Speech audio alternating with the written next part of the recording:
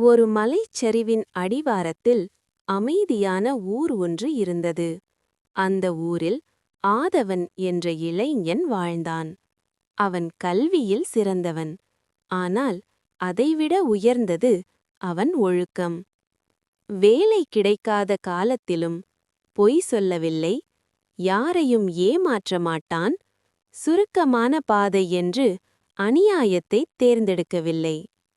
ஒருநாள் அரசரின் அரண்மனையில் எழுத்தர்களுக்கான தேர்வு நடந்தது.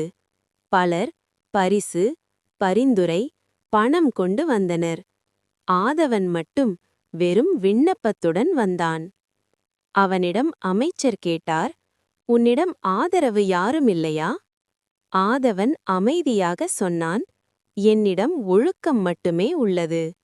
அந்த பதில் அரசரின் மனதை உலுக்கியது. தேர்வில் ஆதவன் முதலிடம் பெற்றான். ஆனால் அரசர் அதைவிட மேலான ஒன்றை செய்தார். அரண்மனை வரலாற்று நூலில் ஒரு புதிய அதிகாரம் எழுதச் சொன்னார். பதவியால் உயர்ந்தவர்களை அல்ல, ஒழுக்கத்தால் உயர்ந்தவர்களை இந்த நாட்டின் பிள்ளைகள் அறிய வேண்டும்.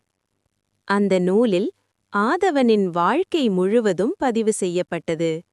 அவன் சம்பாதித்த பதவிக்காக அல்ல, அவன் காத்த ஒழுக்கத்துக்காக.